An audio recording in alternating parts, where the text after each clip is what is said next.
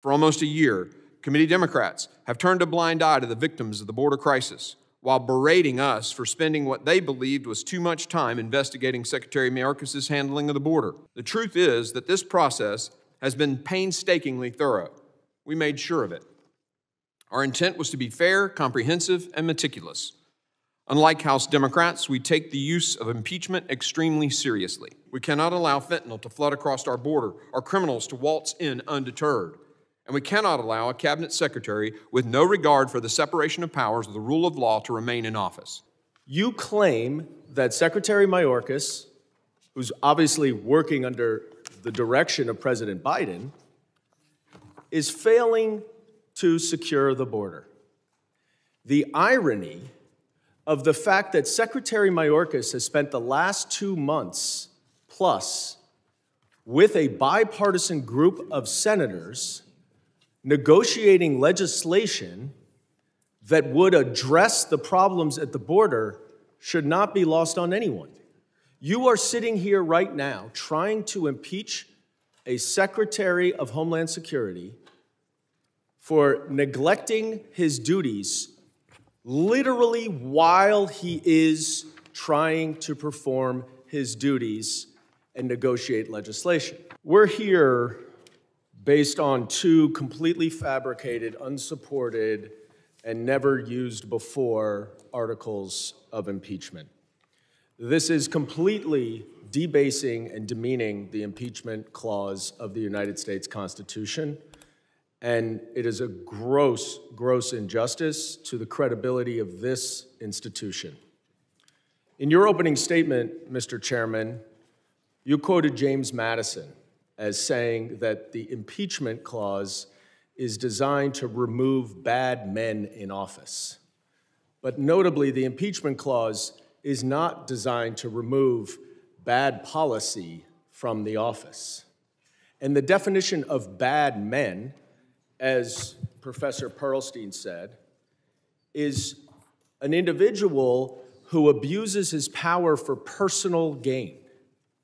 It has there's never been an impeachment in the history of the United States where someone has been impeached for something other than the abuse of power for purposes outside of his official duties.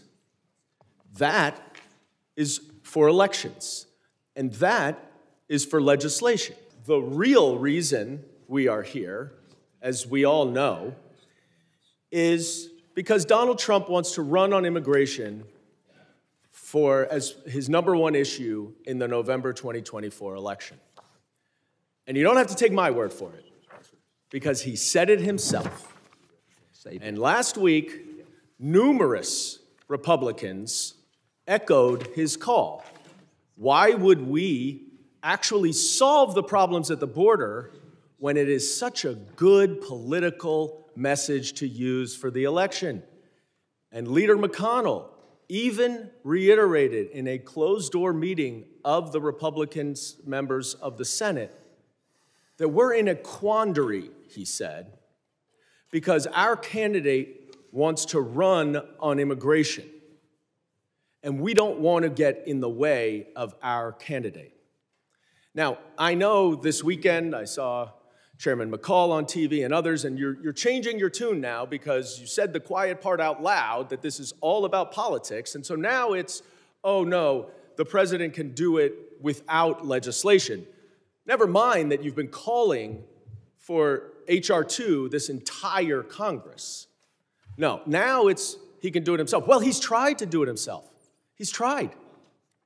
He's passed numerous policies that would have streamlined the asylum process through ports of entry where migrants are vetted, that would have presumptively made ineligible anyone trying to cross the border in between ports of entry, and would have done a number of different things to address the problems.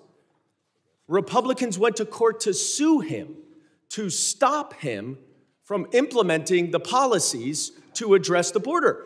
So your own party is sabotaging and undermining this administration's efforts to address the border while you are trying to impeach him by saying that they're not addressing the border. The hypocrisy is the least of it. Your attack on the rule of law and our democracy is the worst of it. And you better be careful about the bed that you make. I yield back.